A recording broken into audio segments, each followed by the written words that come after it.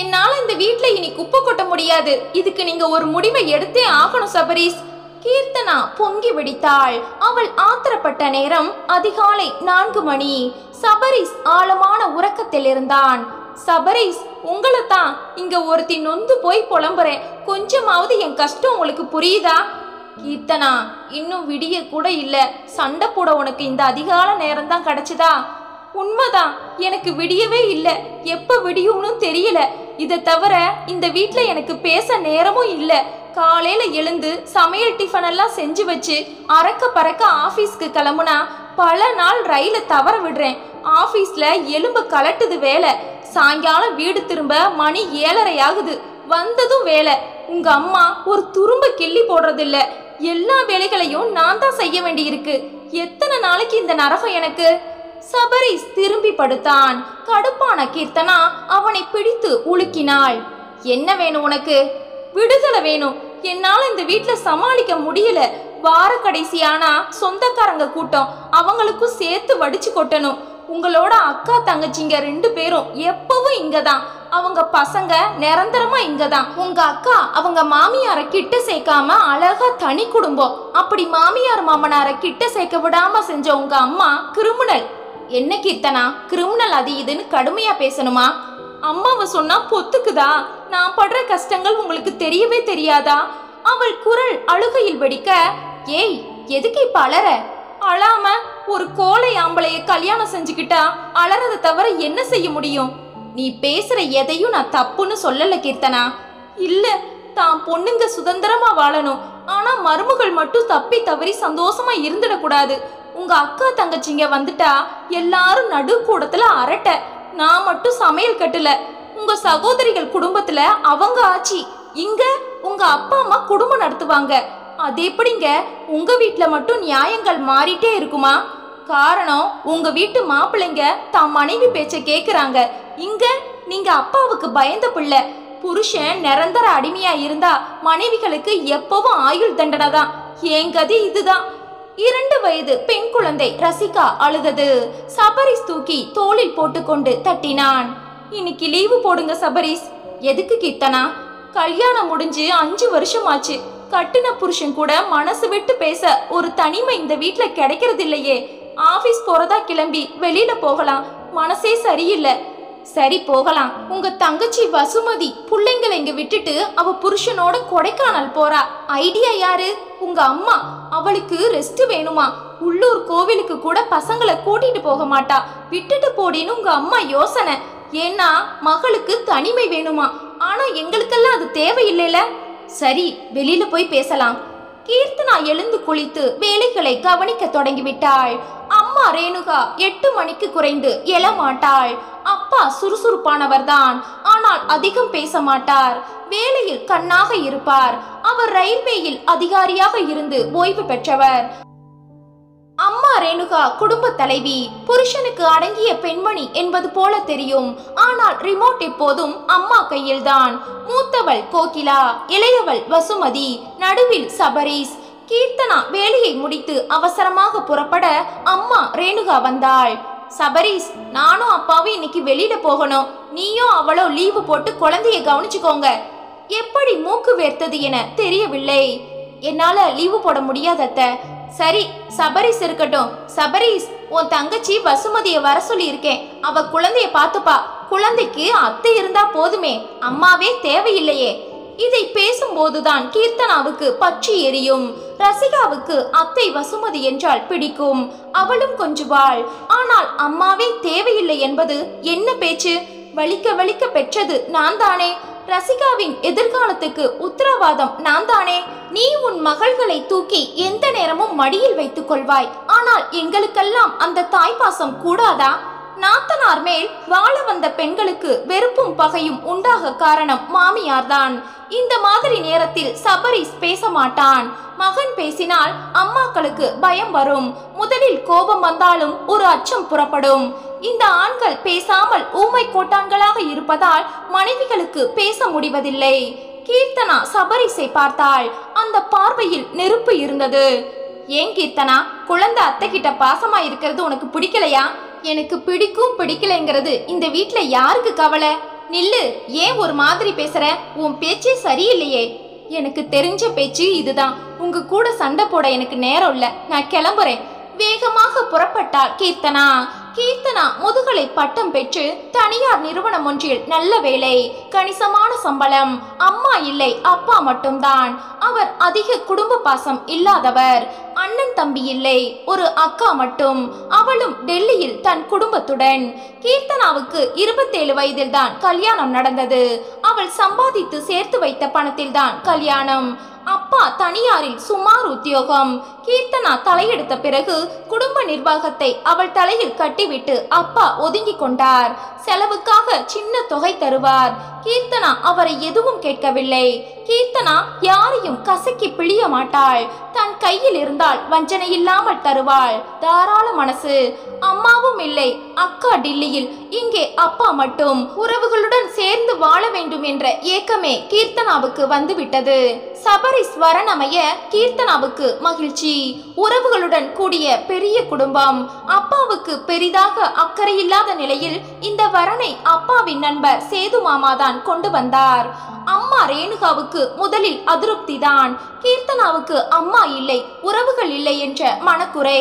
ஆனால் படித்த அழகான நல்ல உத்தியோகமுள்ள பெண் என்பதால் இந்த வரனை விட வேண்டாம் என்று எல்லோரும் சொல்ல அம்மா சம்மதித்தாள். எதுவும் வேண்டாம், எங்களுக்கு ஆசையே இல்லை என்று ஒப்புக்கு சொல்லிக் கொண்டாலும் நிறைய எதிர்பார்ப்பு அம்மாவுக்கு இருந்தது. கீர்த்தனா தன் சேமிப்பில் வைத்திருந்த 8 லட்சங்களையும் செலவழித்தாள். முதலில் கீர்த்தனாவுக்கு இவர்களது குடும்பமும் உறவுகளும் சகோதரிகளின் வரவும் மிகவும் பிடித்திருந்தது. தான் தனிமையில் பெண் வாசனையே இல்லாத வீட்டில் இத்தனை காலம் வாழ்ந்து சலிப்பு தட்டியது மாறி கலகலப்பான குடும்பம் அமைய சந்தோஷப்பட்டாள். சமையல், வீட்டு கிளீனிங் என இழுத்து போட்டுக்கொண்டு செய்தாள். முதல் 6 மாதங்களுக்கு எதுவும் தப்பாக தெரியவில்லை. பிறகுதான் அந்த வீட்டின் சுயநல முகங்களை படிப்படியாக புரிந்து கொள்ள முடிந்தது. தன் பணம், உடல் உழைப்பு எல்லாமே உறிஞ்சப்படுவது தாமதமாக தெரிந்தது. அந்த வீட்டில் ஆண்கள் செல்லா காசு, உத்தியோகம் போய் பணம் கொண்டு வரும் எந்திரங்கள், மற்றபடி அதிகாரங்கள் முழுக்க மாமியார் ரேணுகா கையில் என தெரிந்தது. மகனுக்கு மரியாதை குறைவு. கட்டி கொடுத்த பெண்கள் தான் இங்கே அமைச்சர்கள் என்பதும் புரிந்தது. இந்த சலிப்பில் 2 வருடங்களாக பிள்ளை உண்டாகவில்லை. கணவன் டம்மியாக இருந்தால் அந்த மன உளைச்சலில் மனைவி மம்மியாக முடியாது. அதற்கும் 2 வகை விமர்சனங்கள். 3வது வருடம் உண்டாகி இதோ 2 வயதில் ரசிகா. ஒரு அலுப்பும் சலிப்பும் தட்டிவிட்டது. கூட்டு குடும்பத்துக்காக ஏங்கிய கீர்த்தனாவுக்கு விட்டால் போதும் என்றாகிவிட்டது.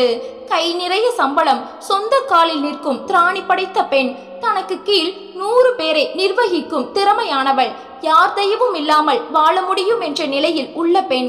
ஆனால் அடங்கி போய் பிடிக்காத ஒரு வாழ்க்கையை வாழ வேண்டும். சபரிஸுக்கும் நல்ல வேலைதான். சபரிஸ் எதிலும் தலையிடாததால் அவனுக்கு குடும்ப நிர்வாகம் தெரியாது என அவனை ஒரு எடுபடியாக நடத்தி வந்தது குடும்பம். வாழ வந்ததுமே கீர்த்தனா செய்த மிகப்பெரிய தவறு சகலத்தையும் இவர்கள் கண்ட்ரோலில் விட்டதுதான். பிறந்த வீட்டில் தானே குடும்பம் நடத்தி ஒரு மாதிரி சலித்து போனதால் குடும்ப பெரியவர்கள் செய்யட்டும், நாம் நிம்மதியாக அவர்கள் நிழலில் இருப்போம் என விட்டதுதான் தப்பாக முடிந்தது. சபரிஸ் வழக்கம் போல தன் சம்பளத்தை அம்மாவிடம் தந்தான். அவர்கள் கீர்த்தனாவிடமும் எதிர்பார்த்தார்கள். அதை கேட்பது கௌரவ குறைச்சல் என நாசுக்காக சபரிஸ் மூலம் தூதுவிட்டார்கள். அதை சபரிஸ் ஒரு மாதிரி சொல்ல தன் தேவைக்கு கொஞ்சம் வைத்து கொண்டு மாமியாரிடம் தந்துவிட்டாள் கீர்த்தனா. அதுதான் தப்பாக முடிந்துவிட்டது. ஒரு முறை பவர் கையை விட்டு போனால் அதை திரும்ப பிடிப்பது சுலபமில்லை. இருவரது சம்பளம், குடும்பம் செழிப்பாக இருந்ததால் சகோதரிகள் நன்றாக தீபாவளி குளித்தார்கள். உழைக்க இருவர், உட்கார்ந்து சாப்பிட பல பேர் என ஆகிவிட்டது. இந்த நிலையில் கீர்த்தனா உண்டானாள். தனக்கு பிறந்த வீட்டார் என அருகில் யாரும் இல்லாதது அவளுக்கு பெரிய ஏக்கத்தை உண்டாக்க இந்த இடத்தில் ஒரு மாற்றம் உண்டானது. மாமியார் ரேணுகா கீர்த்தனாவை தாங்கி பிடிக்க தொடங்க அதை கீர்த்தனாவால் நம்பவே முடியவில்லை.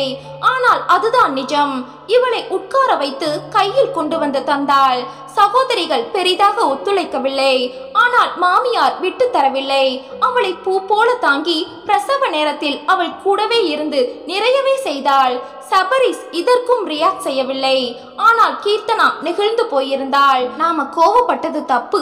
எப்போ ஒரு பெண்ணுக்கு ஒத்துழைப்பு தரணும் தரணுமோ அப்ப தந்துட்டாங்க. அம்மா இல்லைங்கிற வழி எனக்கு தெரியாம எனக்கு பக்கபலமா இருந்தாங்க. அதுக்கு நிச்சயமா நானும் நன்றியுள்ளவளா இருக்கணும். கீர்த்தனாவுக்கு பிரசவ வெடுப்பு 6 மாதங்கள். அது முடியும் நேரம் நெருங்க, நாளை முதல் நீ வீட்டு வேலைகளை செய்யலாம் கீர்த்தனா. சிசேரியன் கிடையாது, நார்மல் டெலிவரி தான்.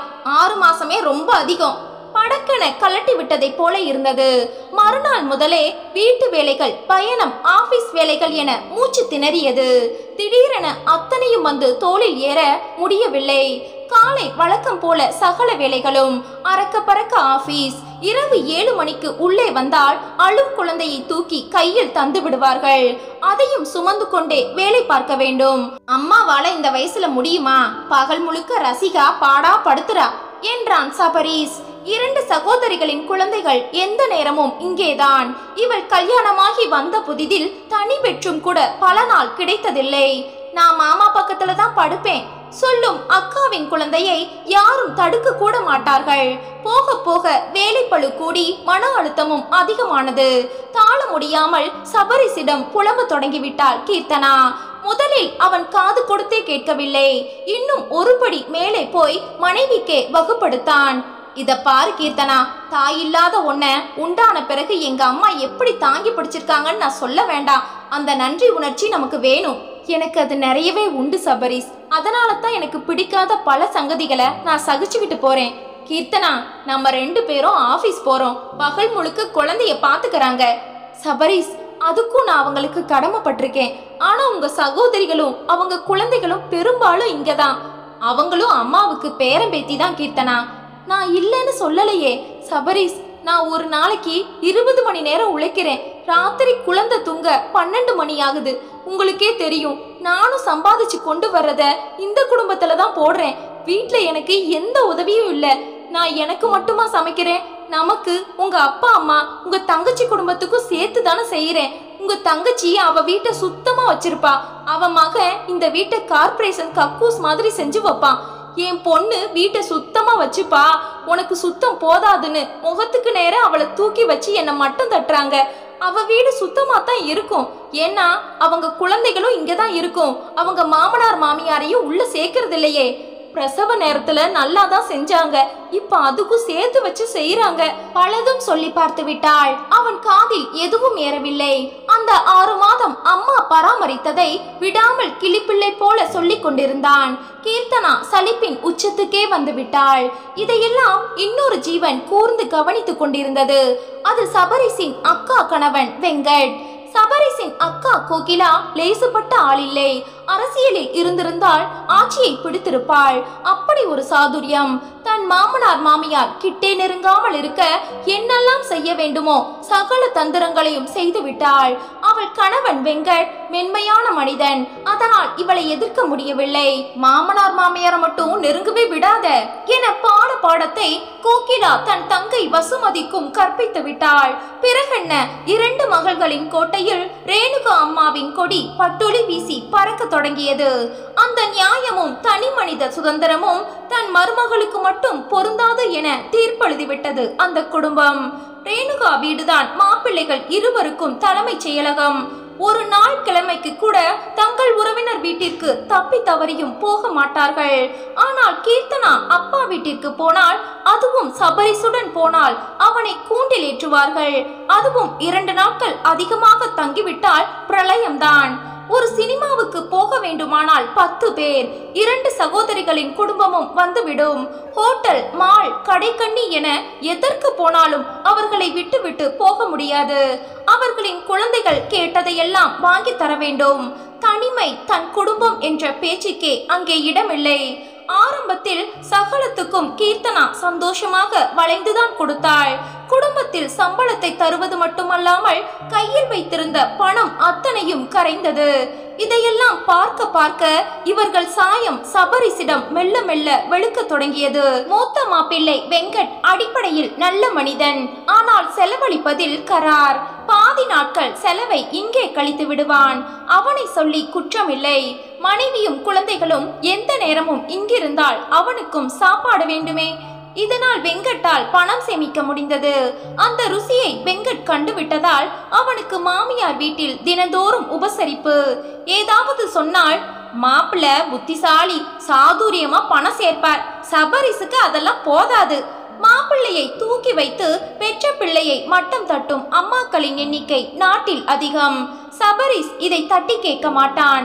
முதலில் வெங்கட்டுக்கு கீர்த்தனா நிறைய மரியாதை தந்தாள். அவனது சுயநலம் கண்டு அது குறைய மெல்ல மெல்ல அவனிடம் பேச்சை கூட குறைத்து கொண்டாள். கீர்த்தனாவின் சமையலை வெங்கட் புகழ்ந்தால் அம்மாவுக்கு பிடிக்காது.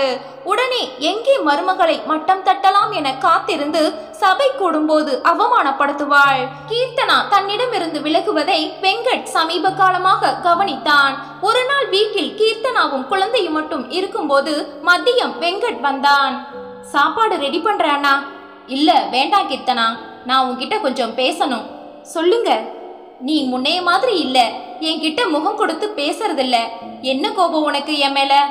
ஐயோ அப்படி எதுவும் இல்லையே. பொய். நீ ரொம்ப நல்ல பொண்ணு. நீ வாழ வந்த இந்த 5 வருஷமா உன்னை நான் பாக்குறேன். இத்தனை சகிப்புத்தன்மையோட எந்த ஒரு பொண்ணு இருக்க முடியாது. அதுவும் இந்த குடும்பத்துல குப்பை கொட்டுறது சுலபம் இல்ல. எனக்கு தெரியும். என்ன உன் பிரச்சனை? என்கிட்ட என்ன கோபம் உனக்கு? நீங்களே சொல்லிட்டீங்களே இந்த வீட்டுல குப்பை கொட்ட முடியாதுன்னு. ஆனா கொட்டியாக வேண்டிய நிர்பந்தம். உங்களை நம்பி எதை நான் சொல்ல முடியும்? நீங்க இந்த வீட்டு மாப்பிள்ளை. உங்க அப்பா அம்மாவை விட இவங்களை பெருசா நினைக்கிற உங்களை எப்படி நான் நம்புறது? சவுக்கால் அடிபட்டதை போல நிமிர்ந்தான் வெங்கட்.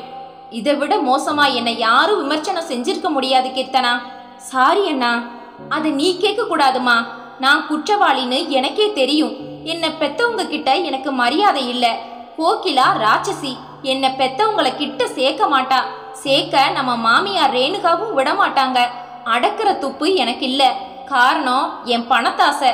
பெத்தவங்க வராம கோகிலாவும் எப்பவும் பிறந்த வீட்டுல கிடக்கிற காரணமா தான் என்னால சேமிக்க முடியுது. அதுல நான் ருசி கண்டாச்சு.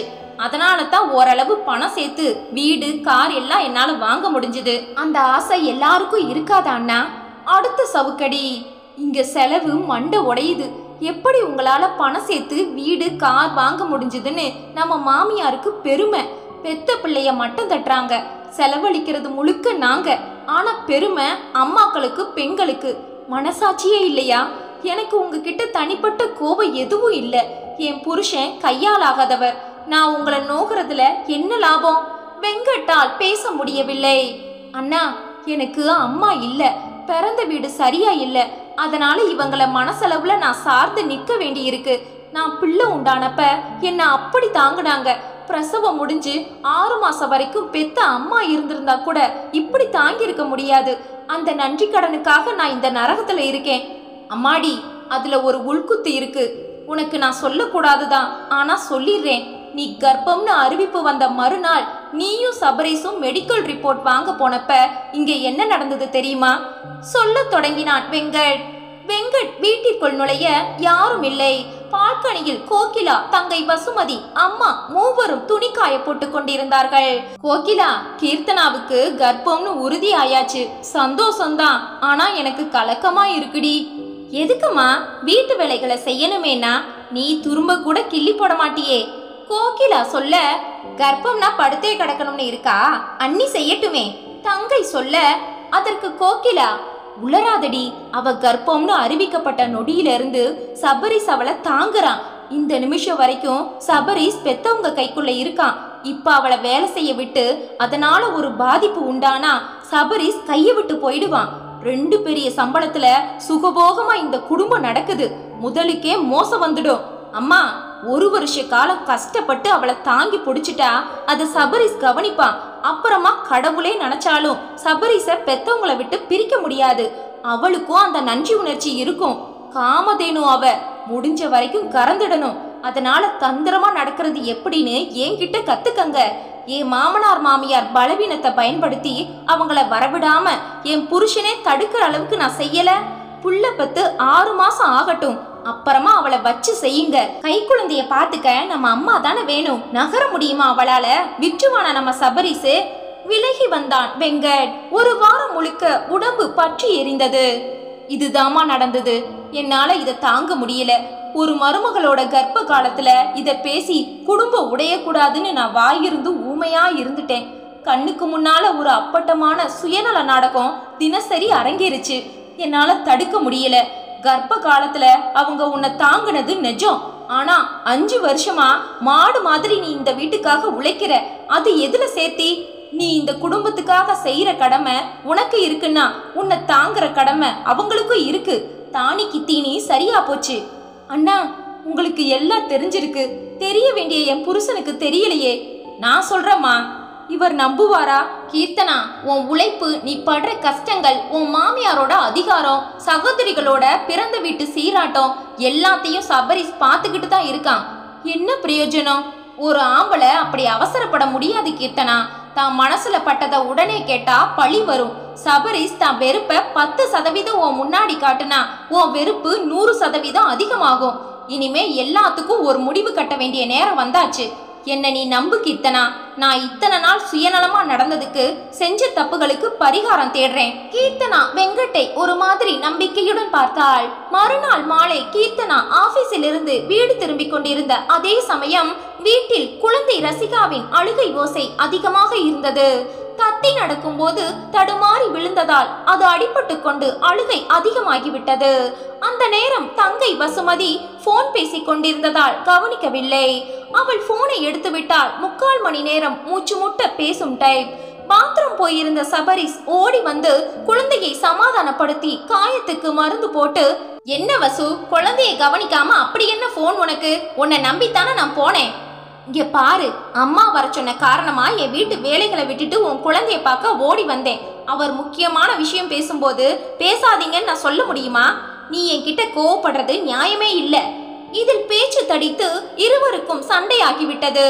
4 மணிக்கு அப்பா அம்மா திரும்ப வசுமதி நீலி கண்ணீர் வடித்து சபரிஸ் மேல் புகார் படிக்க, டேய் சபரிஸ், நான் கெஞ்சி கேட்டதால அவ வந்தா.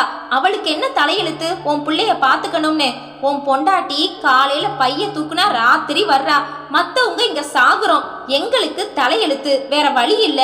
என் பொண்ணுங்களுக்கு என்ன அவசியம்? என்றைக்கும் வராத கோபம் சபரிஸுக்கு வந்து விட்டது. அம்மா, கீர்த்தனா நேரா இங்க இருந்து பீச்சுக்கு போகல, ஊர் சுத்த கிளம்பல. ஆபீஸ்க்கு போறா, சம்பாதிக்கிற பணத்தை இங்கதான் கொண்டு வர்றா. பெத்த அம்மாவை விட அத்தை உசத்தின்னு உன் பொண்ணுங்களை தூக்கி வப்பியே, அந்த அத்தையோட லட்சணம் இதுதானா? என் பொண்ணுக்கு என்ன அவசியம்னு கேக்குறியே? நீ அவளை கெஞ்சி கேட்டதாலதான் அவ இந்த வீட்டுக்கு வர்றாளா? அவ தினமும் இங்கதானே இருக்கா. அப்ப நீ தினமும் கெஞ்சி கேக்குறியா? நீ கூப்பிடலனா உன் பொண்ணுங்க இந்த வீட்டுக்கு வரவே மாட்டாங்களா? இங்க நாங்க சாகுறோம், எங்களுக்கு என்ன தலையெழுத்துன்னு கேக்குற? அப்படின்னா உன் பேத்திய பாக்குற கடமை உனக்கு இல்லையா? சொல்லுமா. நீ ஓவரா பேசுற சபரிஸ். இத்தனை நாள் நான் பேசாம இருந்தனா இப்ப பேசும்போது ஓவரா பேசுற மாதிரி தான் தோணும். நீ எப்பவும் உன் பொண்ணுங்களை தானே தாங்கி பிடிக்கிற. என்னைக்காவது ஒரு நாள் ஆதரிச்சு என் பக்கம் பேசிருப்பியா? நீ பேசுறது நல்லா இல்லடா. உனக்கு உன் பெண்கள் பேசுறது மட்டும்தான் நல்லா இருக்கும். என்னடா பிரிச்சு பேசுற? நானும் வசுவும் சண்டை போட்டோம். அதுல நீ தலையிடாம இருந்திருந்தா நான் இத்தனை பேசி இருக்க மாட்டேன். நீ எப்பவும் அவங்க 2 பேருக்கும் வக்காலத்து வாங்கினா நான் இங்க தனி மனுஷன் தானே. நான் பேசினாலே உனக்கு இத்தனை கோபம் வருதே. கீர்த்தனா பேசினா நீ தாங்குவியா? கீர்த்தனா பேச என்ன இருக்கு? அப்பா கேட்க, நிறைய இருக்குப்பா. பேச தொடங்கினா பிரச்சனை பெருசாகும். இதை சொல்லும் போதுதான் கீர்த்தனா உள்ளே நுழைந்தாள். குழந்தை அழுது கொண்டிருந்தது. கீர்த்தனா அதை பெரிதுபடுத்தவில்லை. அதை போய் தூக்கி கொண்டு சமாதானப்படுத்தினாள். அம்மா, நான் புறப்படுறேன். பஸ்ஸு கிளம்ப, ராத்திரி சாப்பிட்டுட்டு போயேண்டி. உன் பிள்ளை வயிறு நிறைய தந்துட்டானே, மீதியை நீ வாங்கிக்கோ. கீர்த்தனா காதில் இது விழுந்தது. சபரிஸ் முகமும் சரியாக இல்லை. கேட்டாலும் பதில் கிடைக்காது.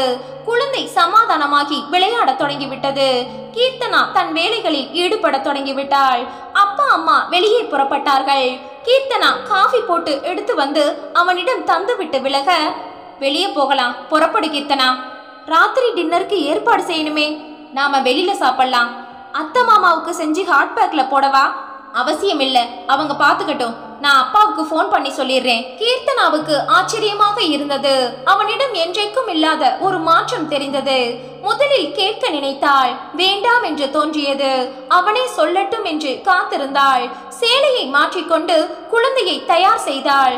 ஏறத்தாழ புறப்படும் நேரம் வெங்கட்டும் கோகிலாவும் மகனுடன் உள்ளே வந்தார்கள். வெளியில கிளம்புறீங்களா? அப்பா அம்மா இல்ல? வெளியில போயிருக்காங்க. எப்ப வருவீங்க? நண்பன் வீட்டுக்கு போறோம், வெளியில சாப்பிட்டுட்டு வந்துடுவோம். அப்ப அப்பா அம்மாக்கு? நீ வந்துட்டியே, செஞ்சு கொடுத்துடு. இவனை நாங்க விட்டுட்டு போகத்தானே வந்தோம். 6 வயது பையன். இல்லக்கா, அப்பா அம்மா வந்தது ஒப்படைச்சிட்டு போ. நீ இவனையும் கூட்டிட்டு போயேண்டா, என்ன கஷ்டம்? கணவன் வெங்கட் குறுக்கிட்டான். எதுக்கு கோகிலா, அவங்கள தனியாவே விட மாட்டீங்களா?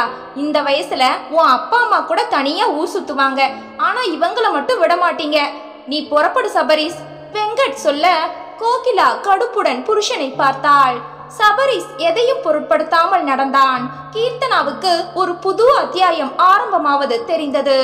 வெளியே ஹோட்டலில் சாப்பிட்டு மாலுக்கு போய் சுற்றிவிட்டு குழந்தைக்கு கொஞ்சம் விளையாட்டு பொருட்களை வாங்கி கொண்டு சபரீஸ் உற்சாகமாக இருந்தான்.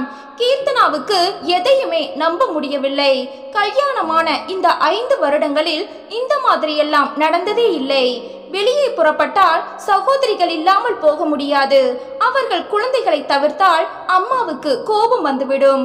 ஆனால் அவர்கள் போகும்போது குழந்தைகளை இவர்கள் தலையில் கட்டிவிட்டு போவார்கள். இந்த குடும்பத்தில் நியாயமே இல்லை. காரணம், சபரீஸ் முன்னால் வந்து என் மனைவி என் குழந்தை என யோசித்ததே இல்லை. வசுவிடம் ஏற்பட்ட முதலில் சபரீஸின் கண் திறந்திருக்கிறது. எல்லாம் முடித்து வீடு திரும்ப இரவு 10 கடந்து விட்டது.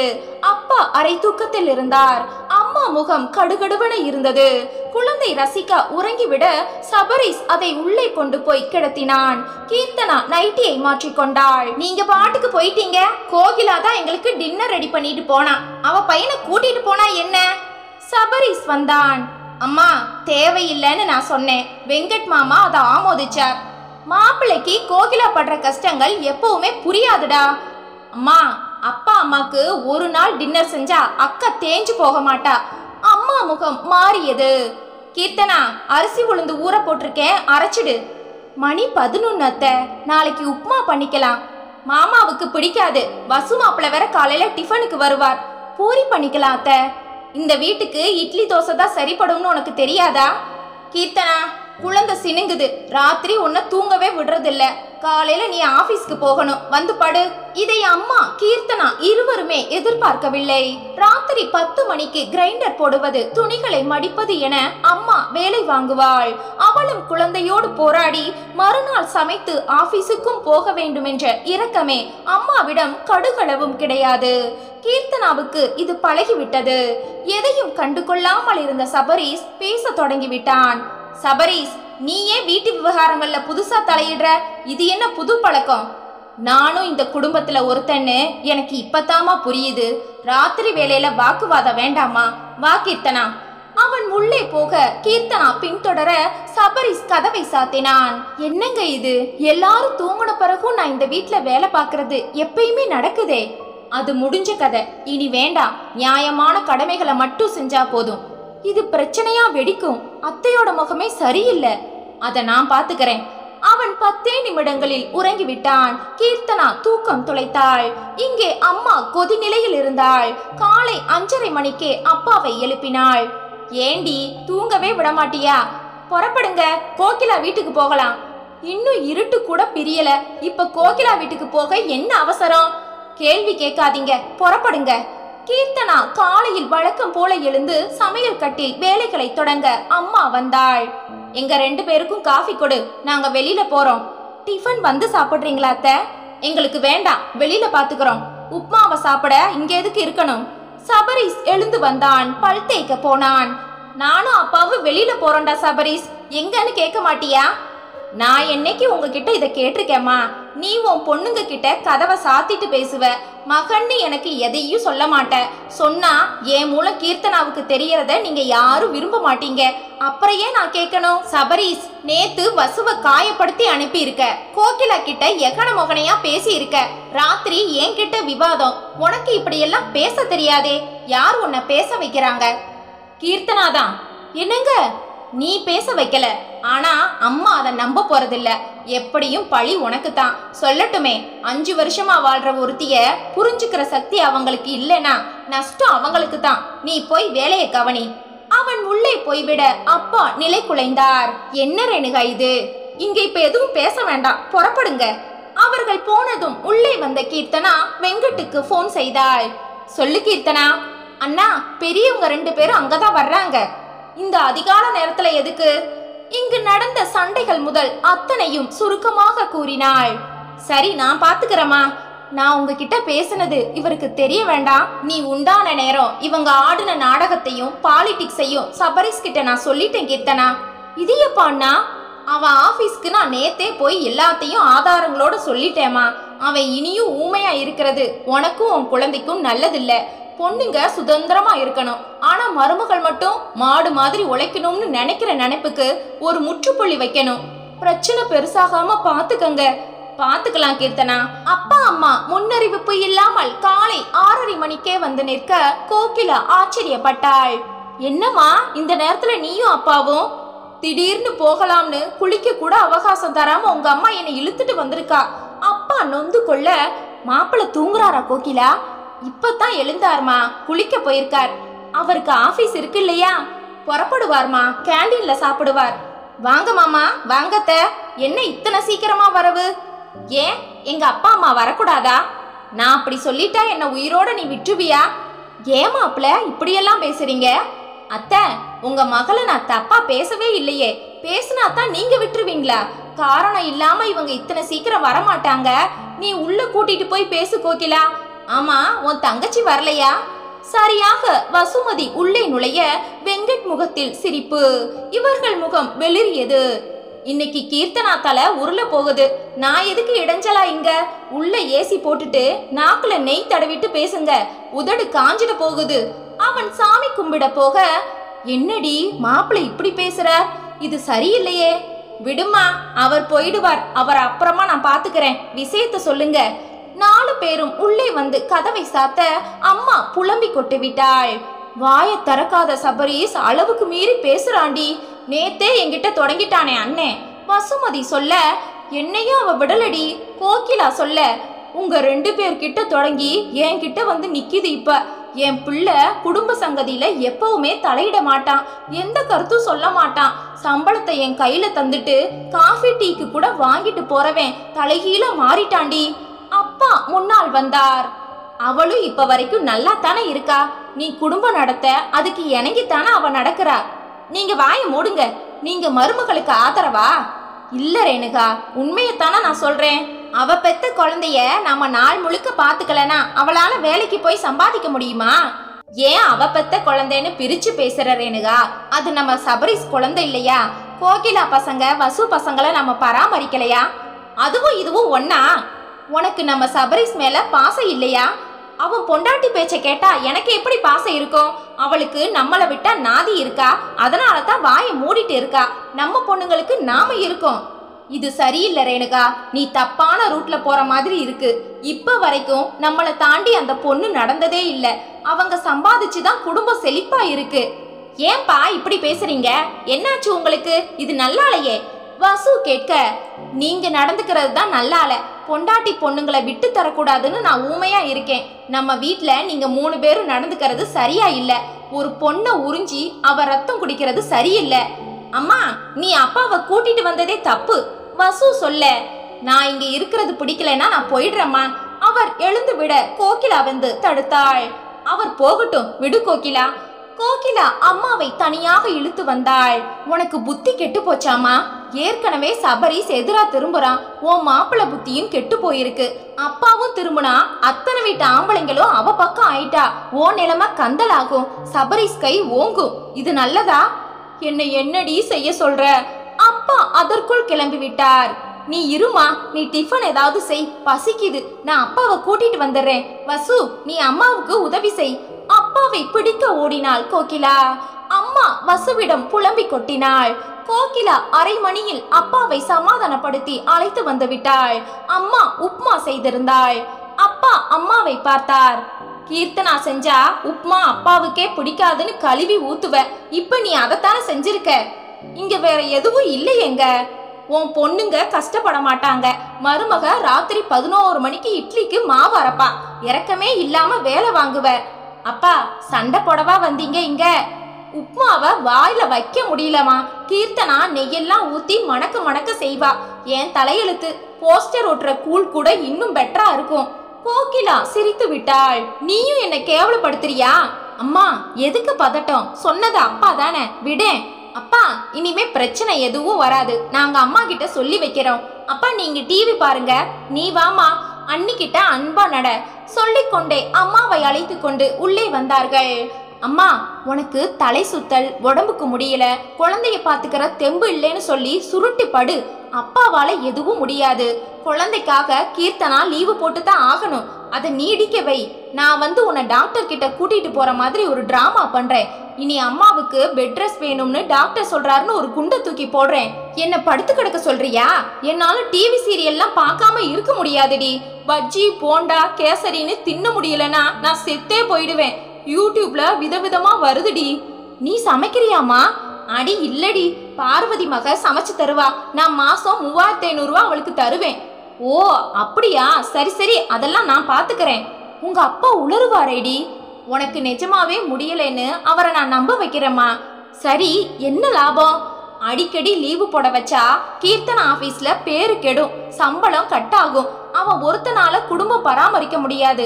பண பிரச்சனை தலை தூக்கிட்டா புருஷன் பொண்டாட்டிக்குள்ள சண்டை வரும், ஒற்றுமை குலையும். அவ குழந்தைய அவ பாத்துக்கத்தானே வேணும். அவளுக்கு யார் இருக்காங்க? எப்படி அவளை சபரிஸ் தாங்குறான்னு நாமளும் பாப்போம். இது சரியா வருமா? அம்மா உனக்காக அவளை லீவு போட யாரும் சொல்லல. ஆனா அவ குழந்தைக்கு அவ பொறுப்படுத்து தானே தீரணும். அதுவும் சரிதான். அம்மா கலக்கத்துடன் தலையாட்டினாள். அதே நேரம் இங்கே பெரியவர்கள் புறப்பட்டு போய்விட்டதால் இங்கே குழந்தையை விட்டு ஆபீஸ் போக முடியாது. என் மேல உள்ள கோபத்துல அம்மா வேணும்னே செய்யறாங்க. கீர்த்தனா எங்க போறாங்கன்னு கூட சொல்லல. உங்க அக்கா வீட்டுக்கு போயிருப்பாங்க. நான் அப்பாவுக்கு ஃபோன் பண்ணி பாக்குறேன். எதுக்குப்பா? நாம 2 பேரும் ஆபீஸ்க்கு போக வேண்டாமா கீர்த்தனா? நான் சமாளிச்சுக்கிறேன், நீங்க குளிச்சுட்டு வாங்க. டிஃபன் சாப்பாடு 2 ரெடி. குழந்தைய நான் சமாளிச்சுக்கிறேன். ஃபோன் பண்றது நம்மளை பலவீனப்படுத்தும். அவங்க முக்கியம்தான், அதை இப்பவும் நான் மறுக்கல. ஆனா அவங்க இல்லைனாலும் நம்மளால சமாளிக்க முடியும். சபரிஸ் அவளை ஆச்சரியமாக பார்த்தான். இத்தனை தைரியமா இருக்கிற நீ ஏன் எல்லாத்துக்கும் அனுசரிச்சு அடங்கி போன? காரணம் குடும்பம். என்ன புரிஞ்சுக்கிட்டு எனக்கு ஆறுதலா நீங்க இருக்கணும்னு ஆசைப்பட்டேன். அது இப்ப நடந்தாச்சு, அதுவே போதும். எல்லாம் முடித்து குழந்தையை தயார் செய்தாள் கீர்த்தனா. குழந்தைய உன் கூட கூட்டிட்டு போறியா கீர்த்தனா? நான் சமாளிச்சுப்பேன், என்ன டிராப் மட்டும் பண்ணிடுங்க. அதே நேரம் அப்பாவுக்கு தெரியாமல் கோகிலாவும் வசுவும் அம்மாவை தெரிந்த ஒரு டாக்டரிடம் கூட்டிக் கொண்டு சென்று உடல் பலகீனம் என்று சொல்லி சில சத்து மாத்திரைகளை எழுதி வாங்கி கொண்டார்கள்.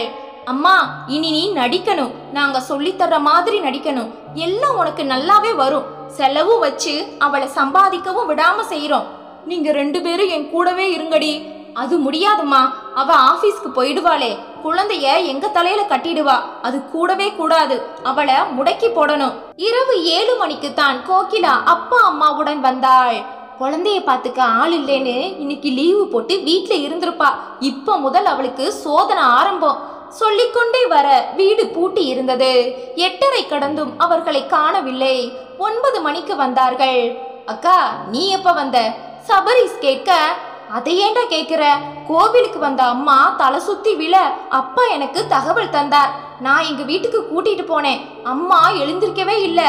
டாக்டர் கிட்ட கூட்டிட்டு போனேன். இப்ப எழுப்பி நான் கூட்டிட்டு வந்திருக்கேன். எத்தனை மணிக்கு உங்க வீட்டுக்கு வந்தாங்க? காலையில 9 மணிக்கு. 6:30 மணிக்கே வந்துட்டதா மாமா சொன்னாரே. வசுவும் வந்தா போல இருக்கு. கோகிலா முகம் இருண்டு போனது. ஆனாலும் விடவில்லை. கீர்த்தனா நீ லீவு போடலையா? எத்தனை நாளைக்கு குழந்தைய ஆபீஸ்க்கு கூட்டிட்டு போவ? அம்மாவுக்கு பெட் ரெஸ்ட் வேணும்னு டாக்டர் உறுதியா சொல்லியாச்சு. குழந்தைய பாத்துக்க முடியாது, அதனால நீ லாங் லீவ் போட்டுத்தான் ஆகணும் கீர்த்தனா. அவசியம் இல்ல அண்ணி, நான் எல்லாம் செஞ்சு வச்சுட்டு போயிடுறேன். வந்து செய்யறேன். நீங்களோ வசுவோ யாரோ ஒருத்தர் நிரந்தரமா இங்கத்தானே இருக்கீங்க. பகல் நேரத்துல அத்தைய பாத்துக்கங்க. அதேபடி எங்களுக்கெல்லாம் குடும்பம் இல்லையா? சபரிஸ் குறுக்கே வந்தான். இத்தனை நாளும் அது இருந்தும் நீங்க இங்கத்தானே நிரந்தரமா இருந்தீங்க. அம்மாவுக்கு உடம்புக்கு வந்ததும் நழுவ பாக்குறீங்களா? என்னடா பேசுற? அம்மா மேல எங்களுக்கு அக்கறை இல்லையா? என்னங்க அவங்க தன் குடும்பத்தை பார்க்க வேண்டாமா? அத்தையை கவனிக்க நான் ஆள் போடுறேன். அத்தைக்கு செய்யறது நம்ம கடமை. நர்ஸ் மாதிரி ஏற்பாடு செய்யலாம். தினமும் சக்கரை உப்பு லெவல் பார்த்து அதுக்கு தக்க உணவுகள் தரலாம். கோகிலா அம்மா இருவர் முகமும் வெளிரியது. நர்ஸ் வந்தால் குட்டு உடையுமே. அப்படியெல்லாம் செலவழிக்க குடும்ப பட்ஜெட் இடம் தராது. நான் சம்மதிக்க மாட்டேன். அம்மா சொல்ல கோகிலா ஆரம்பித்தாள். இத பாரு சபரீஸ், அம்மா ரெஸ்ட்ல தான் இருப்பாங்க. ஆனா குழந்தையை கவனிக்கிறது யாரு? அண்ணி, எங்க ஆபீஸ்ல ஒரு டே கேர் இருக்கு. அதுல ரசிகாவை நான் இன்னைக்கே சேர்த்தாச்சு. காலையில நான் போகும்போது கூட்டிட்டு போயிடுவேன். அவ என் கண் பார்வையிலே தான் இருப்பா. சாயங்காலம் கூட்டிட்டு வந்துடுவேன். நானே சாப்பாடெல்லாம் கொடுத்துடுவேன். இனி குழந்தைய பாத்துக்கிற பிரச்சனை யாருக்கும் இந்த வீட்டுல இல்ல. அத்தை படுக்கையை விட்டு எழுந்து வரவே வேண்டாம். நர்ஸை ஏற்பாடு செஞ்சிடலாம். சப்பாஸ் கீர்த்தனா, எத்தனை கஷ்டமான பந்துகள் வந்து விழுந்தாலும் அனாவசியமா அடிச்சு ஆடுறியே. அப்பா சொல்ல மாமியார் அதிர்ச்சி அடைந்தாள். இல்ல, எனக்காக நான் செலவழிக்க விட மாட்டேன். ஏன்னா குடும்பத்தை நான் தான் நடத்தி ஆகணும். அம்மா கூற சபரி சிரித்து விட்டான். ஏண்டா நீ சிரிக்கிற? பெட் ரெஸ்ட்ல நீ இருக்கணும்னே டாக்டர் சொன்னது மறந்து போச்சா? நீ குடும்பத்தை நடத்த போறியாமா? எதுக்கு? அதெல்லாம் முடிஞ்சாச்சு. இந்த நிமிஷம் முதல் குடும்ப நிர்வாகம் கீர்த்தனா கைக்கு மாறுது. அம்மாவுக்கு அதிர்ச்சியில் நெஞ்சை அடைத்தது. இதை சற்றும் எதிர்பாராத கோகிலாவும் பசுவும் பேச முடியாமல் நிற்க அப்பா அருகில் வந்தார். இது நல்ல முடிவு சபரீஸ். பிறந்த வீட்டை சில வருஷங்களா நிர்வாகம் பண்ணினது கீர்த்தனா தானே. அவளுக்கு தெரியாதா என்ன எப்படி குடும்பம் நடத்துறதுன்னு? அதெல்லாம் வேண்டாங்க. கீர்த்தனா ஆபீஸ்க்கும் போயிட்டு வீட்டையும் கவனிக்கிறது எப்படி? மா, அவ தானே சமைச்சு பாத்திரம் தேய்ச்சு துணி தோச்சு வீட்டை சுத்தப்படுத்தி எல்லாம் செய்யறா. நீ பீரோ திறந்து நாங்க சம்பாதிச்ச பணத்தை எடுத்து கொடுக்கற. அதை கீர்த்தனா செய்ய மாட்டாளா? உன்னை டாக்டர் பெட் ரெஸ்ட்ல இருக்க சொன்னதை மீறக்கூடாது. இந்த வீட்டுக்கு நீ ரொம்ப முக்கியம். எடு பீரோ சாவிய. இந்தா கீர்த்தனா, அவ தலகாணிக்கடியில வச்சிருந்த சாவிய நான் கொண்டு வந்துட்டேன். அப்பா அதை கீர்த்தனாவிடம் தர அம்மா கண்களில் கொலை வெறி. யோ, இந்த நிமிஷம் நான் விதவையானாலும் சரி, உன்னை போட்டுறேன் பாரு. ஏங்க, வேணும்னா கோகிலா நிர்வாகத்தை எடுத்துக்கட்டுமே. என்னடி வளர்ற? கட்டி கொடுத்த பொண்ணு நம்ம வீட்டு நிர்வாகத்தை நடத்துறதா? கடத்தேங்காயை எடுத்து வழிப்பிள்ளையாருக்கு உடைப்பியா? உனக்கு பாதிப்பு உடம்புல மட்டும் இல்ல சபரீஸ், ஒரு நல்ல சைக்காட்டிஸ்ட பார்க்கணும்டா. அனைவரும் உள்ளே போக வெளியே போன அம்மா கோகிலாவை அருகில் அழைத்தாள். என்னம்மா? ஓங்கி அறைந்தாள். கோகிலா இதை சற்றும் எதிர்பார்க்கவில்லை. எதுக்குமா இப்ப என்ன அடிச்ச? அடிக்காம பாவி முண்டை, என் பதவியை பறிச்சிட்டியேடி. நீ சொன்ன யோசனையில கையை விட்டு எல்லாம் போச்சே. உண்மையை நீ பேச முடியுமா? திருடனுக்கு தேள் கொட்டின கதையா ஆயிடுச்சே. இனிமே என் மூஞ்சிலேயே முழிக்காதடி. கத்தாதம்மா, கீர்த்தனா வந்து நிக்க போறா. நானே இப்படி ஆகும்னு எதிர்பார்க்கல. அம்மா முகம் திருப்பி கொண்டாள். அம்மா சபரீஸை அழைத்து, சபரீஸ், எனக்கு மருந்து மாத்திரையெல்லாம் கோகிலா வாங்கி இருக்காப்பா. பணத்தை அவளுக்கு தரணும். பீரோ சாவியை கொடுங்க. இனி அது உன் கைக்கு வராதுமா. கீர்த்தனா, அக்காவுக்கு பணம் கொடு. நான் போய் அம்மாவுக்கு பழங்கள் குடிக்கிற சத்து பானங்கள் எல்லாம் வாங்கிட்டு வந்துடுறேன். அண்ணி, பில் கொடுங்க. என்ன செலவழிச்சிங்களோ அதை தர்றேன். ஏன், பில் தந்தாதான் பணம் தருவியா? என் மேல நம்பிக்கை இல்லையா? அண்ணி, இது அப்படி இல்லை. உங்க அம்மா மேல உயிரையே வச்சிருக்கீங்க. அம்மாவுக்கு வாங்கின மருந்துக்கே ஒரு மகள் பணத்தை வாங்கும் போது மருமகள் பில் பார்த்து தர்றதுல தப்பு இல்லையே. கோகிலா செத்தே போனாள். பில்லை தந்தாள். கீர்த்தனா பார்த்தாள். பணத்தை கொண்டு வந்து தந்தாள். இருட்டி போச்சு அண்ணி, நீங்களும் வசுவும் புறப்படுங்க. எங்களை விரட்டுறியா நீ? இல்ல அண்ணி, முடியாத அம்மாவை பாத்துக்க சொன்னப்ப எங்களுக்கும் குடும்பம் இல்லையான்னு கேட்டது நீங்க 2 பேர் தானே. ஓ, குடும்ப நிர்வாகம் கைக்கு வந்த திமுறா? நான் கேட்டனா? ஆமா, இந்த பில்லுல நோய்க்கான மருந்துகள் எதுவுமே இல்லையே. பில்ல மாத்தி கொடுத்துட்டீங்களா? பொட்டில் அறைந்த கேள்விகள். இனிமேல் இங்கு நின்றால் இன்னும் வசமாக இவளிடம் சிக்குவோம் என்ற பதட்டம் சகோதரிகளிடம் வர, அம்மா நாங்க கிளம்புறோம். வெளியே வந்து விட்டார்கள். அக்கா, இப்படி ஆயிடுச்சே. நீ கொடுத்த ஐடியால அவசிக்காம அம்மா வசமா மாட்டிக்கிட்டாங்களே. இனிமே நமக்கு இந்த வீட்டுல மரியாதை இருக்குமா? இரவு உணவை மாமியாருக்கு கொண்டு வந்தாள் கீர்த்தனா. எனக்கு வேண்டாம். என்னங்க, இங்க வாங்க. அத்தை சாப்பாடு வேண்டாம்னு சொல்றாங்க. இந்த மாதிரி முடியாத நேரத்துல பட்னி கிடக்கலாமா? நீங்களாவது சொல்லுங்க மாமா. அவளுக்கு உடம்புல எந்த கோளாறும் இல்லம்மா. அம்மா அதிர்ச்சியுடன் நிமிர, அது எங்களுக்கும் தெரியும்பா. சபரி சொல்ல அம்மாவுக்கு அடுத்த அதிர்ச்சி. நானும் என் பொண்ணுங்களும் பொய் சொல்றோம்னு சொல்றியாடா? அம்மாவின் குரல் நடுங்க. அப்படி யாருமா சொன்னது? உனக்கு மனசுலதான் கோளாறு, அது உடம்பையும் பாதிக்குதுன்னு அப்பா சொல்றாரு. அது எங்களுக்கும் தெரியும்னு நான் சொன்னேன். அம்மா பெருமூச்சு விட சாப்பிட்டு வந்து படுத்து கொண்டாள். அப்பா அருகில் வந்தார். ரேணுகா, நம்ம பொண்ணுங்க சதா இங்கேயே இருக்கிறதும் அவங்க பெத்த குழந்தைங்களோட குறும்பு மட்டும் தொடரலாமா? சம்பாதிக்கிற அவங்க 2 பேரும் இந்த வீட்டுக்கு உரிமையான அவங்க வாரிசையே டே கேர்ல விடும்போது நம்ம பொண்ணு வயிற்று பசங்க இங்க கொட்டை அடிக்கிறது நியாயம் இல்ல.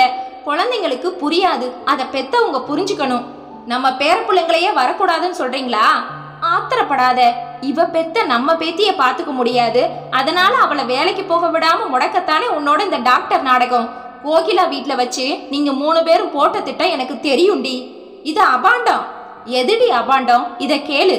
அவர் மொபைலில் ஆடியோவை போட கோகிலா வீட்டில் இவர்கள் பேசிய சகலமும் பதிவாகி இருக்க அம்மாவுக்கு மயக்கமே வந்தது. யார் இத பதிவு செஞ்சது? நீங்களா? நம்ம வெங்கட் மாப்பிள்ள. நாம காலையில 6:30 போனதும் உஷாராயிட்டார். உள்ள டிவைஸ் பொருத்திட்டார். அதை எனக்கு அனுப்பி இருக்கார். அவருக்கே இந்த வேலை? இது சபரிஸ் கீர்த்தனாவுக்கு தெரியுமா? அவர் அனுப்பத்தான் தயாரா இருந்தார். நான் தான் தடுத்து நிறுத்திட்டேன். தெரிஞ்சா உன் புள்ள உன்னை 10 ரூபாய்க்கு மதிக்க மாட்டான். சாவி மட்டும் இல்ல, உன் மான மரியாதையும் உன்னை விட்டு போகும். இப்பவும் என் பொண்ணுங்க தான் உசத்தின்னு இந்த வீட்டை நீ மீன் மார்க்கெட் ஆக்குன, அப்புறம் நானே உன் பக்கம் பேச முடியாம போகும். எச்சரித்து விட்டு எழுந்தார். ரேணுகா இதை சற்றும் எதிர்பார்க்கவில்லை. அப்பா வெளியில் வந்தார். கீர்த்தனா சமையல் கட்டில் இருந்தாள். சபரி செங்கமா கீர்த்தனா? குழந்தையை தூங்க வைக்கிறார் மாமா. அவர் உள்ளே வந்தார். குரலை தலைத்தார். நீ சொன்ன மாதிரியே ரேணுகா கிட்ட சொல்லிட்டேமா. நல்லது மாமா. அண்ணன் முதல்ல எனக்கு சொல்லிட்டு தான் உங்களுக்கு சொன்னார். இவருக்கு தெரிஞ்சா அத்தை முகத்துல முழிக்க மாட்டார். எந்த ஒரு மகனுக்கும் பெத்த தாய் மேல வெறுப்பு வரக்கூடாது மாமா. நீ இத்தனை நல்ல பொண்ணா இருந்தும் அவையே உன்னை புரிஞ்சுக்கல கீர்த்தனா. மாமா, அடிப்படையில எல்லா அம்மாக்களுமே நல்லவங்க தான்.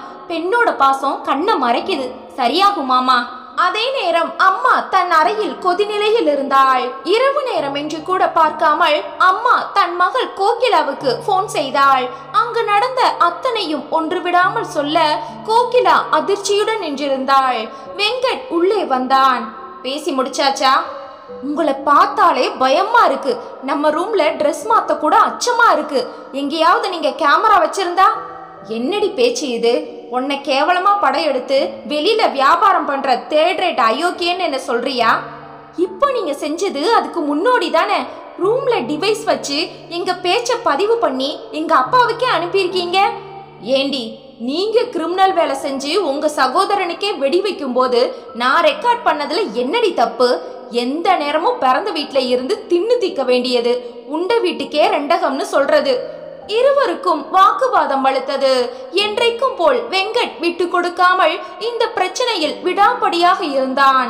அதனால் இருவருக்கும் அதில் பெரும் பிளவு உண்டாகிவிட்டது. காலையில் சீக்கிரமே எழுந்து கீர்த்தனா வழக்கம் போல எல்லா வேலைகளையும் மூச்சு முட்ட செய்தாள். குழந்தையை தயார் செய்தாள். அப்பா அருகில் வந்தார். கீர்த்தனா, குழந்தைய டே கேர்ல விடணுமாமா? நான் பாத்துக்கிறேம்மா. 2 வயசு குழந்தைய யார்கிட்டயோ விட்டுட்டு அப்படி என்னமா அவசியம்? வீட்டுல பெரியவங்க எதுக்காக இருக்கோம்? அதற்குள் அம்மா வந்து விட்டாள். நம்ம பேத்திய டே கேர்ல விட சொல்ற அளவுக்கு நான் ஒன்னும் இரக்கமில்லாதவ இல்ல. உங்களை யாரையும் நான் குற்றம் சாட்டலையாத்த. உங்களுக்கு உடம்பு முடியல, மாமாவுக்கு இவளை குளிப்பாட்டி சாப்பாடு ஊட்டி பழக்கம் இல்ல. இதுன்னா என் கண் பார்வையிலே இருப்பா. இங்க பாரு கீர்த்தனா, நாங்க 2 வருஷமா உன் குழந்தைய நல்லாத்தான் பராமரிக்கிறோம். உனக்கு பிறந்த வீட்டு ஆதரவும் இல்லாதப்ப உன் பிரசவத்தை கூட பார்த்து பராமரிச்சது நாங்க தான். அந்த நன்றி உணர்ச்சி உனக்கு வேணும். அது எப்பவும் எனக்கு உண்டு அத்தை. சபரிஸ் வெளியே வந்தான். கீர்த்தனா, நீ 5 வருஷமா இந்த வீட்டுல மாடு மாதிரி உழைச்சு இங்க உள்ள எல்லா உறவுகளையும் தாங்கி பிடிக்கிறியே, இவங்களுக்கெல்லாம் அதுக்கான நன்றி உணர்ச்சி இருக்கான்னு கேட்டியா? என்னடா பேசுற நீ? அம்மா, பாசம், பொறுப்பு, நன்றி உணர்ச்சி இதெல்லாம் எப்பவுமே ஒன்வே டிராஃபிக்கா இருக்கக்கூடாது. 2 பக்கமும் வேணும். கட்டி கொடுத்த பெண்கள் வரலாம் போகலாம், 4 நாள் தங்கலாம், தப்பு இல்ல. வாளா வெட்டி விதவைன்னு நாதி இல்லாம ஆயிட்டா சகோதரன் தாங்கி பிடிக்கணும், அதுவும் தப்பு இல்ல. புருஷன் கல்லு மாதிரி இருக்க வருஷ கணக்கா இவளுங்க டேரா போட்டா மத்தவங்களும் வாழணும் இல்லையா? என்னங்க, நேரமாச்சு, எதுக்கு விவாதம்? புறப்படுங்க. அவனை கிளப்பி விட்டுட்டு நல்லவ மாதிரி நடிக்கிறியா? அத்தை, நான் எப்பவும் யார்கிட்டையும் நடிக்கல. வசுவின் கணவன் குமார் வழக்கம் போல தன் மகனை கொண்டு வந்து விட்டான். வசு வீட்டில் தான் இருக்கிறாள், ஆனால் மகன் இங்கேதான் இருப்பான். அப்பா வந்தார். மாப்பிள்ள, வசு வீட்டுல தானே இருக்கா? ஆமா மாமா, மத்தியானம் இங்கதான் சாப்பிட வருவா. ஏன் கேக்குறீங்க? நாங்க 2 வயசு ரசிகாவையே டே கேர்ல போட போறோம். காரணம் அத்தைக்கு உடம்பு முடியல. அப்படியா? உங்க பையனை நாளை முதல் கூட்டிட்டு வராதீங்க, உங்க வீட்லயே இருக்கட்டும். ஏங்க என்ன பேசுறீங்க? மாப்பிள்ளை என்ன நினைப்பார்? என் பேரை இங்க இருக்கிறத யாராலையும் தடுக்க முடியாது. அம்மா சீர மாப்பிள்ளை குமார் குழப்பமாக பார்க்க, நீங்க புறப்படுங்க மாப்பிள்ளை, நேரமாச்சு, நான் பாத்துக்கிறேன். அவன் குழப்பத்துடன் புறப்பட்டு போக அதை பார்த்து கொண்டிருந்த சபரிசும் கீர்த்தனாவும் குழந்தையுடன் வெளியேறினார்கள். ஏண்டி, இப்போ உன் உடம்புல பலம் இருக்குல்ல, ஆனா சபரிஸ் குழந்தைய பாத்துக்க மட்டும் தெம்பு இருக்காது. காரணம் அது மருமக பெத்த குழந்தை. அவளோட பணம் வேணும், உழைப்பு வேணும், ஆனா உரிமையை மட்டும் தரமாட்டீங்க. சத்தியமா சொல்றேன், உருப்பட மாட்டீங்கடி. ஆமா, என் மக வைத்து பேர பிள்ளைங்க இங்கதான் வளரும். என் பொண்ணுங்க வந்து போயிட்டு தான் இருப்பாங்க, அதை யாராலையும் தடுக்க முடியாது. வந்துட்டு போறதா, வந்துட்டா போறதே இல்லையே சொல்லிவிட்டு உள்ளே போய்விட்டார். குழந்தையை மாமியார் வீட்டில் விட்டு சென்ற குமார் மாமனார் சொன்னதை மனைவி வசுமதியிடம் பற்ற வைத்தான். அவள் விவாதம் செய்தாள். சரி வசு, எப்படி இருந்தாலும் நம்ம குழந்தைகளை பராமரிக்கிறது நம்ம பொறுப்பு தானே. நான் எத்தனையோ தடவை சொல்லிட்டேன், நீ வீட்டில தானே இருக்க, அங்க எதுக்கு விடுற? இந்த அவமானம் எனக்கு தேவையா? அப்பா சொன்னதுக்கு உங்ககிட்ட நான் மன்னிப்பு கேட்டுக்கிறேங்க, இதை நான் பாத்துக்கிறேன். வசுவின் குரலில் அனல் வீசியது. அதே நேரம் வீட்டில் பீரோவின் சாவி எப்பொழுதும் வைக்கும் இடத்திலேயே கீர்த்தனாவும் வைத்திருந்ததால் பணத்தை எடுத்து அம்மா தாறுமாறாக குழந்தைக்கு வாங்கி கொடுத்து தானும் நினைத்ததை வாங்கி கொண்டாள். வசுமதி தன் கணவனை அவமதித்ததாக அம்மா அப்பாவிடம் வந்து கத்தி கொண்டிருக்க, அம்மா வசு, அம்மா நான் இருக்கிற வரைக்கும் என் பொண்ணுங்களை யாரும் அசைக்க முடியாது, நீ கவலைப்படாத. அப்பா வந்தார். இத பார் ரேணுகா, உனக்கு ஒரு தடவை உடம்பு முடியாம போனப்ப உன் பொண்ணுங்க ஏற்காடு டூருக்கு கிளம்புற நேரம் உனக்காக அவங்க எதையும் கேன்சல் பண்ணல. கீர்த்தனா தான் உன் கூடவே இருந்து கவனிச்சா. நன்றிங்கிற தமிழ் வார்த்தை உனக்கு மறந்து போச்சா ரேணுகா?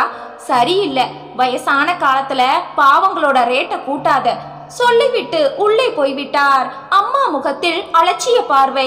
அன்று கீர்த்தனாவுக்கும் சபரிசுக்கும் சம்பள நாள். குழந்தையுடன் ஒரு உணவகத்திற்கு சென்று வீட்டு பட்ஜெட் சம்பந்தமாக கலந்து பேச தொடங்கினர்.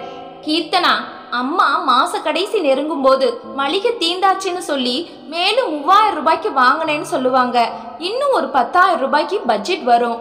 அப்பா பென்ஷன் எல்லாம் மாச கடைசியில தீருதுன்னு சொல்லுவாங்க. அப்படி தீருமா? கீர்த்தனா தன் டைரியை திறந்து நீளமாக எழுதிய பட்ஜெட்டை காட்டினாள். சபரிஸ், நம்ம 4 பேரும் குழந்தையும் மட்டும் நம்ம வீட்டுல வாழல. உங்க சகோதரிகள் 2 பேரும், அவங்க பிள்ளைங்க 3 பேரும் மாசத்துல 20 நாட்களும் இங்கதான். குமார் அண்ணன் பெரும்பாலும் காலையில டிஃபன் இங்கதான். வெங்கட்டண்ணன் ராத்திரி டின்னருக்கு சில நாட்கள். அதனால கூடுதல் காய்கறி, மளிகை, பால் தேவைதான். ஆனா எல்லா பணமும் தீராது. இப்ப நீங்க பட்ஜெட் பாருங்க, அப்புறம் பேசலாம். சபரிஸ் அவள் தந்த பட்ஜெட்டை பார்த்தான். அவன் பார்க்க பார்க்க கண்கள் விரிந்தது. ஒன்றுக்கு 2 முறை பார்த்தான். கீர்த்தனா, எல்லாத்துக்கும் சேர்த்து நீ தாராளமா பட்ஜெட் போட்டிருக்க. அப்படியும் நம்ம சம்பளத்துல 30,000 ரூபாய் மிச்சம் இருக்கே, எப்படி? அம்மா மாச கடைசியில பணமே இல்ல, 3 வருமானமும் தீந்து போகுதுன்னு சொல்றாங்க. எனக்கு புரியல. காரணம், தம் பெண்களுக்கு நிறைய செய்யணும்னு அத்தை நினைக்கிறாங்க. அதை நமக்கு சொல்லணும்னு இல்லையே. பணம் நம்மது கீர்த்தனா. எதுக்காகவும் யாரையும் வெறுக்க வேண்டாம் சபரிஸ். ரத்த பந்தங்களை விளக்க முடியாது. 2 மணி நேரம் பேசிவிட்டு இருவரும் புறப்பட்டார்கள். வீட்டிற்கு இரவு 8 மணிக்கு குழந்தையுடன் வந்தார்கள். ஏன் இவ்வளவு லேட்டு? கீர்த்தனா, குமார் மாப்பிள்ளை இப்ப வருவாரு, பன்னீர் புலாவ் பண்ணிடு. கீர்த்தனா, நீ குழந்தையை தூங்கவை. சபரிஸ் சொல்ல, அப்ப யார் டிஃபன் பண்றது? அம்மா கேட்க, அவ புருஷனுக்கு வேணும்னா வசு அவங்க வீட்டுக்கு போய் செஞ்சு தரட்டும். இங்க உள்ளவங்களும் மனுஷங்க தான். உள்ள போ கீர்த்தனா. வசு, நீ உன் பையனையும் கூட்டிட்டு போ. வசுவுக்கு ஆத்திரம் தலைக்கேறியது. வசு மகனை அடித்து இழுத்து கொண்டு போனாள். அம்மா முகத்தில் எரிமலை. அப்பா சபரிசை பெருமிதமாக பார்த்தார். இரவு உணவு சாப்பிட்டு விட்டு 10:30 மணிக்கு மேல் கீர்த்தனா அடுப்பை துடைத்து கொண்டிருந்தாள். சபரிஸ் குழந்தையுடன் உறங்க அப்பா எழுந்து வந்தார். என்ன மாமா, பால் குடிக்கிறீங்களா? இல்லம்மா, என் பிள்ளைக்கு இந்த வீட்டுல நடக்கிற அராஜகம் இப்பதான் விளங்குது. இது ஒரு நல்ல ஆரம்பம் கீர்த்தனா. போகட்டும், உன் கைக்கு குடும்ப நிர்வாகம் வந்தாச்சு இல்லையா? ஆமா மாமா. நீ பீரோவை பூட்டி சாவியை எடுத்துட்டு போகாம அதே இடத்துல வச்சுட்டு போனா என்ன அர்த்தம்மா? எப்படி மாமா? ஒரு அவசர தேவைன்னு வந்து நீங்க பணம் இல்லாம கஷ்டப்படக்கூடாது இல்லையா? இத்தனை மனிதாபிமானம் இந்த வீட்டுக்கு அவசியம் இல்லம்மா. தேவைன்னு வந்தா நான் கொஞ்சம் பணம் வச்சிருக்கேன். அதையும் தாண்டி வேணும்னா நான் உனக்கு ஃபோன் பண்ண மாட்டேனா? நிர்வாகம் கைக்கு வந்த பிறகு நீ கராரா இருக்கணுமா. ஏன் பொண்ணுங்க தாமா அவங்க. ஆனா என் மகன் மேல அக்கறை இல்லாதவங்கள நான் எதுக்கு மதிக்கணும் கீர்த்தனா? சொல்லிவிட்டு அவர் நகர பாத்ரூம் போக வந்த ரேணுகா சகலமும் கேட்டு பற்றி எறிய தொடங்கினாள். பாவி மனுஷா, 40 வருஷமா உன் கூட குடும்பம் நடத்துற என்னையும் தாண்டி நீ பெத்த 2 பொண்ணுங்களையும் தாண்டி நேத்து வந்த மருமக உனக்கு வசதி ஆயிட்டாளா? கீர்த்தனா வந்து படுத்து கொண்டாள். உறக்கம் சுத்தமாக தொலைந்து போயிருந்தது. எத்தனை நாளைக்கு இது நீடிக்கும்? சோத்துக்கும் பதவிக்கும் பணத்துக்கும் எதற்காக இத்தனை யுத்தம்? காலையில் எழுந்த போது கீர்த்தனாவுக்கு கண் எரிந்தது. சமையல் டிஃபன் எல்லாம் முடித்து குழந்தையை தயார் செய்ய அதற்குள் சகோதரிகள் இருவரும் குழந்தைகளுடன் வந்து விட்டார்கள். ஏற்கனவே அம்மா இரவென்றும் பாராமல் கோகிலாவிடம் புலம்பி விட்டாள். கீர்த்தனா, என் பொண்ணுங்களுக்கும் குழந்தைங்களுக்கும் சாப்பாடு டிஃபன் ரெடி பண்ணு. மாப்பிள்ளைங்க வர்றாங்களான்னு கேட்டுக்கோ. அத்தை, இங்கதான் சாப்பிட வர்றாங்கன்னு அதிகாலையிலே சொல்லியிருந்தா நான் சேர்த்து சமைச்சிருப்பேனே. இப்ப நேரம் இல்ல. பர்மிஷன் போடு. வீட்டுக்கு வந்த என் பொண்ணுங்களை நான் பட்னியா அனுப்ப முடியுமா? கீர்த்தனா நொந்து போனாள். அதற்குள் சபரிஸ் வந்து விட்டான். கீர்த்தனா, நீ போய் குழந்தைய தயார் செய்து நீயும் ரெடியாகு. எவ்வளவு சொன்னாலும் இந்த நிலை மாறாது போல. இதை நான் பாத்துக்கிறேன். என்னடா பார்க்க போற? பேச்சு ஒரு தினுசா இருக்கு. ஏம்மா, வந்த சகோதரிகளுக்கு சமைக்க தெரியாதா? பல மாசங்கள் கழிச்சு இப்பதான் வர்றாங்களா? இங்கே தானே இருக்காங்க. சபரீஸ், அவ உன்னை முழுசா மாத்திட்டா. அவ இந்த வீட்டு ஆம்பளைங்களை எல்லாம் தான் பக்கம் இழுத்துக்கிட்டா. மாப்பிள்ள, உங்க அப்பா, நீ எல்லாரும் அவ பக்கம்தான். அதுக்கும் ஒரு சாதுரியம் வேணுமே. என் பொண்ணுங்களுக்கு அந்த சாமர்த்தியம் எல்லாம் வராது. சபரிஸ் முகம் சிவந்து விட்டது. அப்பா எரிமலையாக்கி விட்டார். அவர் ஆவேசமாக அம்மாவை நெருங்கி, நீ பேசினதுக்கு தப்பான அர்த்தம் வருது ரேணுகா. தப்புக்கு தப்பான அர்த்தம் தான் வரும். அவர் ஆவேசமாக கையை ஓங்கிவிட குறுக்கே வந்து விட்டாள் கீர்த்தனா. வேண்டாம் மாமா, மனைவிக்கு நேரே கை ஓங்குற ஆம்பளையா நீங்க இருக்க வேண்டாம். அதுக்கு காரணமா நானும் இருக்க வேண்டாம். பாத்தீங்களாடி, இவர் என்ன அடிக்க வருவாராம். அதை கூட அவ தடுத்தா நிறுத்திடுவாராம். நான் சொன்னதுல என்ன தப்பு? அம்மாடி கீர்த்தனா, இவளை இனி இழுத்து மூடி மகன்கிட்ட மரியாதை தேடணும்னு இல்ல. உன் செல்போனை கொண்டா. வேண்டாம் மாமா. அவர் அதை பறித்து இவர்கள் கோகிலா வீட்டில் அம்மா பேசியதை காட்ட மகள்களின் சதித்திட்ட ஆலோசனை ஆடியோவில் அப்பட்டமாக ஒலிக்க, சபரிஸ் கேட்டுக்கோ. சபரிஸ் முகம் மாறிக்கொண்டே வந்தது. அம்மா அதை கவனித்தாள். அப்பா, இதை கேட்டு நான் அதிர்ச்சி ஆகல. காரணம், பிரசவத்துக்கு முன்னாலேயே கீர்த்தனாவை இவங்க தாங்கி பிடிச்சதே ஒரு சுயநல நாடகம்னு வெங்கட் மாமா ஏற்கனவே எனக்கு சொல்லியாச்சு. அம்மா அதிர்ச்சியானாள். அப்பா, குடும்பம்னா நீக்கு போக்கு இருக்கும்னு அது வரைக்கும் நினைச்சேன். ஆனா இப்ப கிரிமினலுக்கு மத்தியில வாழ்றோம்னு புரிஞ்சுக்கிட்டேன்பா. சபரிஸ் அருகில் வந்தான். ஏமா, கீர்த்தனா வெளி பொண்ணு. ஆனா நான் இங்க பிறந்தவன் தானே. எனக்கு எதிரா உன் பொண்ணுங்க கூட சேர்ந்து சதிகளை நீ செய்யும் போது என் பாசத்துக்கு என்ன அர்த்தம்? இத்தனை நாளா நம்ம குடும்பத்தை தாங்கி பிடிச்ச கீர்த்தனாவை போய் இப்படி பேச உனக்கு எப்படி மனசு வந்தது? இந்த மாதிரி ஒருத்தர் தான் மனைவிய பேசுனா அது தாயா இருந்தாலும் மன்னிக்க வேண்டிய அவசியம் இல்ல. கீர்த்தனா, புறப்படு. இதுக்கு மேல நான் இங்க நின்னா எல்லா நியாய தர்மங்களும் உடையும். உடனே புறப்படு. கீர்த்தனா எதுவும் பேசாமல் குழந்தையுடன் அவன் பின்னால் நடக்க அப்பா உள்ளே போனார். கோகிலா முகத்தில் ஒரு கலவரம் படர்ந்தது. அம்மா, நீ ரொம்ப அதிகம் பேசிட்டதா எனக்கு தோணுது. அம்மா சொன்னதுல என்னக்கா தப்பு? வசு பறிந்து கொண்டு வர, உளராதடி வசு. கீர்த்தனாவை கவிழ்க்க நாம புத்திசாலித்தனமா நடக்கலாம். ஆனா வயசான அப்பாவை அம்மா இதுல இழுத்தது பெரிய தப்பு. அது மட்டும் இல்லாம நம்ம புருஷங்களையும் இழுத்தது இன்னும் பெரிய குற்றம். நீ என்னடி திடீர்னு அவ பக்கம் பல்ட்டி அடிக்கிற? அம்மா, நீ அப்பா கிட்ட மன்னிப்பு கேட்டுரு. அவகிட்ட நான் தப்பான அர்த்தத்துல பேசலன்னு விளக்கம் கொடுத்துடு. ஏண்டி, உனக்கு புத்தி கெட்டு போச்சா? அம்மா, இதோட விபரீதம் உனக்கு புரியல. சொல்றத கேளு. அவளுக்கு ஒரு அம்மா இருந்திருந்தா நம்மள சும்மா விட மாட்டாங்க. நான் யார்கிட்டையும் மன்னிப்பு கேட்க மாட்டேன். சரி, ஓ இஷ்டம். நான் என் பசங்களோட என் வீட்டுக்கு போறேன். வசு அருகில் வந்தாள். அம்மா, எனக்கும் கொஞ்சம் தப்பாதான் தோணுது.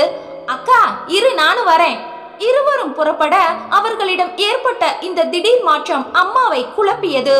குழந்தையை டே கேரில் விட்டுவிட்டு சபரிஸ் புறப்பட கீர்த்தனாவின் உயர் அதிகாரி குருபரன் சபரிஸை இருக்க சொன்னார். மிஸ்டர் சபரிஸ், முதல்ல உங்களுக்கு சொல்றதுதான் நியாயம். கீர்த்தனாவுக்கு பதவி உயர்வு கிடைச்சிருக்கு. ஏறத்தாழ 50,000 வரைக்கும் சம்பள உயர்வு. அப்படியா? கீர்த்தனா என்கிட்ட சொல்லவே இல்லையே. அவங்களுக்கே இப்பதான் தெரியும் சபரிஸ். ஆபீஸ்ல இன்னும் யாருக்கும் சொல்லல. கம்பெனி வீடு, கார், எல்லா வசதிகளும் உண்டு. ஆனா ஒரே ஒரு பிரச்சனை சபரீஸ். என்ன பிரச்சனை? பூனாவுக்கு மாற்றல். அங்க புது கிளை தொடங்கி கீர்த்தனாவை அதுக்கு இன்சார்ஜா போட போறோம். சார், எனக்கு இது வேண்டாம். உனக்கு தான் இந்தி, மராட்டி எல்லாமே தெரியுமே கீர்த்தனா. இவருக்கு அங்க கிளைகள் இல்ல. இவரது தென்னகம் தொடர்பான நிறுவனம். ஆளுக்கு ஒரு பக்கம் பிரிஞ்சு நாங்க வாழ முடியாது. அதுவும் குடும்பம் இப்ப இருக்கிற நிலையில நிச்சயமா முடியாது. எனக்கு இந்த உயர்வு வேண்டாம். எதுக்காகவும் இவரை விட்டு பிரிய நான் தயாரா இல்ல. ஒரு சிலிர்ப்புடன் அவளை பார்த்தான் சபரீஸ். கீர்த்தனா, கடந்த 6 மாசங்களா எனக்கு இந்த யோசனையை தந்து உனக்கு பதவி உயர்வோட கூடின மாற்றலுக்கு ஏற்பாடு செய்ய முடியுமான்னு கேட்டதே சபரீஸ் தான். குருபரன் சொல்லிவிட்டு போக சபரீஸை அதிர்ச்சியுடன் பார்த்தாள் கீர்த்தனா. என்ன சபரீஸ் இது? கீர்த்தனா, ஏற்கனவே வீட்டுல நடக்கிற அராஜகம் எனக்கு லேட்டா தான் புரிய வந்தது. அதுவும் இன்னைக்கு நடந்தது ஏத்துக்கவே முடியல. ஒரு வீட்ல மச்சின கிட்டையோ மாமனார் கிட்டையோ வாழ வந்த பெண் பாசம் வச்சா அதை இப்படியா தப்பா விமர்சனம் பண்றது? இதை எப்படி நான் பொறுத்துக்கிறது? நீ பதவி உயர்வை ஏத்துக்கற, குழந்தையும் நீயும் என்ன பிரிஞ்சு இருக்க வேண்டாம். உங்களுக்கு கிளை அங்க இருக்கா? உனக்கு இன்னுமா புரியல? நான் வேலையை ராஜினாமா பண்ண போறேன். 6 மாசம் லீவ்ல இருந்துட்டு அங்கேயே வேலையை தேட போறேன். 2 நாள்ல நம்ம 3 பேரும் போக போறோம். என்ன சொல்றீங்க சபரீஸ்? ஆமா கீர்த்தனா, நான் ஏற்கனவே முடிவெடுத்துதான் உங்க மேலதிகாரி கிட்ட இதை நான் கேட்டிருந்தேன். அவர் எனக்கு நல்ல நண்பர். 1க்கு 100 தடவை யோசிச்சுதான் இந்த முடிவுக்கு நான் வந்திருக்கேன் கீர்த்தனா. சபரீஸ் குரலில் அசைக்க முடியாத திடம் இருந்தது. கீர்த்தனாவால் சட்டென அதை ஏற்க முடியவில்லை. சொல்லிவிட்டு சரேலென கிளம்பி விட்டான். சபரீஸ் புறப்பட்டு போக கீர்த்தனா பேச முடியாமல் நின்றாள். அதே நேரம் அப்பா வெங்கட் மாப்பிள்ளையின் எதிரே இருந்தார். அப்பா சகலமும் குமரி கொட்டிவிட்டார். வெங்கட் மௌனமாக கேட்டுக்கொண்டே இருந்தான். எங்க பொண்ணுங்க மேல யாராவது பழி சுமத்துனா ரேணுகா சும்மா இருப்பாளா மாப்பிள்ள? எந்த ஒரு எதிர்ப்பும் சலிப்பும் காட்டாம பெரியவங்கள ஒரு வார்த்தை எதிர்த்து பேசாம ஆபீஸ்ல உழைச்சு வீட்டுல சகல வேலைகளையும் அவதான் செய்யறா. அந்த கீர்த்தனாவ நாக்கு கூசாம பேசினா கடவுள் கூட மன்னிக்காத மாப்பிள்ள. மாமா, கீர்த்தனா பத்தி எனக்கு தெரியாதா? பழி உங்க மேலேயும் சுமத்தப்பட்டிருக்கு மாப்பிள்ள. என்ன செய்யலாம் மாமா? சபரீஸ் ஒரு முடிவோட தான் வெளியே போயிருக்கான். அவன் என்ன சொல்றான்னு பாக்கணும். மாமா, கோகிலா என் பசங்க இனி அந்த வீட்டுக்கு வராம நான் பாத்துக்கிறேன். குமார் கிட்டையும் இத பத்தி நான் பேசுறேன் மாமா. அவர் ஏற்கனவே மகனை வீட்டுல விடுற பிரச்சனையில அவமானப்பட்டதா புலம்பிட்டு இருந்தாரு. அவரும் மாறுவார்னு நம்புறேன் மாமா. அப்பா தாமதமாகத்தான் வீடு திரும்பினார். அம்மாவிடம் முகம் கொடுத்து பேசவில்லை. இரவு 8 மணிக்கு கீர்த்தனா சபரீஸ் குழந்தையுடன் வர சபரீஸ் அப்பாவை அழைத்தான். அம்மாவும் அங்குதான் இருந்தாள். அப்பா, கீர்த்தனாவுக்கு பூனாவுக்கு பதவி உயர்வோட கூடின மாற்றல் வந்திருக்கு. அதனால இன்னும் 2 நாள்ல நாங்க புறப்படணும். அம்மா பதட்டமாக அருகில் வந்தாள். எதுக்கு? அப்படின்னா குழந்தை நீ? அப்பா, நான் யாருக்கும் பதில் சொல்ல வேண்டிய அவசியம் இல்ல. குழந்தை அம்மா இருக்கிற இடத்துல தான் இருக்கும். இங்கேயே அதை பார்த்துக்க முடியாதுன்னு நாடகம் ஆடின காரணமா தானே நாங்க காப்பகத்துல விட்டோம். நான் லாங் லீவ் போட்டு போறேன். அங்கேயே வேலை தேடிப்பேன். எங்களால இனி யாருக்கும் தொல்லை இல்ல. ரூம் கதவை சாத்திட்டு ரகசியம் பேசாம நேரடியாவே பேசலாம். அம்மா அதிர்ந்து போனாள். உள்ளே நெருப்பு பற்றி கொண்டது. அப்படின்னா இந்த குடும்பம் எப்படி நடக்கும்?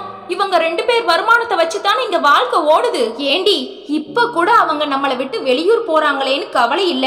குடும்பம் எப்படி நடக்கும்னு தான் கவலை. சில பேர் திருந்தவே மாட்டாங்க. சபரீஸ், இத்தனை நாள் இந்த வீட்டுக்கு நீங்க 2 பேரும் இளவெடுத்தது போதும். இனி பூனால போய் உங்க குடும்பத்தை சந்தோஷமா நடத்துங்க. ஆமாம்பா. கீர்த்தனா, பேக்கிங்கை தொடங்கு. நம்ம துணிமணிகள் மட்டும்தான், வேற எதையும் இந்த வீட்ல இருந்து எடுத்துட்டு போக வேண்டாம். அங்க போய் வாங்கிக்கலாம். அடுத்த 2 நாட்களும் கோகிலாவும் வசுவும் வீட்டு பக்கம் வரவே இல்லை. அம்மா கோகிலா வீட்டிற்கு சென்று பார்க்க அம்மாவை தனியாக அழைத்து வந்து பேசினாள். அம்மா, என் புருஷன் கூட எவ்வளவோ சண்டை போட்டிருக்கேன். ஆனா நீ அவரை கீர்த்தனா கூட சேர்த்து வச்சு பேசினத அவரால் ஏத்துக்கவே முடியல. ஏன், என்னாலையும் தான். அவர் ரொம்ப கொதிச்சு போய் இருக்காரு. இது என்னோட வாழ்க்கைய கடுமையா பாதிச்சிடக்கூடாதுமா. உன் கூட நான் பேசுறது தெரிஞ்சா எனக்கும் அவருக்கும் விரிசல் அதிகமாகும். உனக்காக என் குடும்பத்தை இழக்க முடியாது என சொல்லி அம்மாவை 1 நிமிடம் கூட வீட்டில் வைத்திருக்காமல் அனுப்பிவிட்டாள். ரேணுகா அதிர்ச்சியுடன் வீடு திரும்பினாள். திரும்பி பார்ப்பதற்குள் 2 நாட்கள் ஓடிவிட்டன. சபரீஸும் கீர்த்தனாவும் பெட்டி படுக்கைகளுடன் கிளம்பி தயாராக, அப்பா, நாங்க எங்க இருந்தாலும் உங்களுக்கு பணம் அனுப்புவோம். எதுக்கு? இது சொந்த வீடு. என் பென்ஷன் எங்க 2 பேருக்கும் தாராளமா போதும். பொண்ணுங்க வந்து உட்கார்ந்தா பணம் இல்ல, செய்ய என்கிட்ட பணம் இல்லைனா உன் சகோதரிகள் இந்த பக்கம் எட்டி கூட பார்க்க மாட்டாங்க. கோகிலாவும் வசுவும் இப்பவே தான் குடும்பம் பெருசுன்னு அம்மாவை நிராகரிக்க தொடங்கியாச்சு. அப்பா பேசிக்கொண்டிருக்கும் போதே அம்மா இடையில் நுழைந்தாள். இத பாரு சபரீஸ், எங்களையும் உன்னோட கூட்டிட்டு போ. எதுக்கு? நம்மளாவ எதுக்கு கூட்டிட்டு போகணும்? பூனால கம்பெனி கீர்த்தனாவுக்கு தான் வீடும் காரும் தந்திருக்கு, நம்ம மகனுக்கு தரல. அவ எதுக்கு நம்மளை தாங்கி பிடிக்கணும்? அவனே அவ தயவுல வாழ போறான். மேலும் உன் பொண்ணுங்க பக்கத்திலேயே இருக்கணும்னு நீதான அவங்கள கட்டாயப்படுத்தி அடுத்த தெருவுக்கு கொண்டு வந்த. அவங்கள பிரிஞ்சு உன்னால வாழ முடியுமா? அம்மாவால் பேச முடியவில்லை. செய்த பாவங்கள் அத்தனையும் திருப்பி தாக்க தொடங்கிவிட்டது. சபரீஸும் கீர்த்தனாவும் குழந்தையுடன் விடைபெற்று கொண்டார்கள். அப்பா சந்தோஷமாக வழி அனுப்பி வைத்தார். மகனும் மருமகளும் பூனா சென்ற பிறகு மகள்களின் பார்வையில் அம்மா செல்லா காசாகவே தெரிந்தாள். அப்பாவும் அம்மாவிடம் அதிகம் பேச்சு வைத்துக் கொள்ளாததால் தனிமையில் வாடி துடித்தாள். மருமகள் இருக்கும்போது அனுபவித்த சுகமான வாழ்க்கையை நினைத்த ரேணுகாவுக்கு மனம் வலித்தது. விதைத்தால் ஒரு நாள் அறுவடை செய்துதானே தீர வேண்டும்.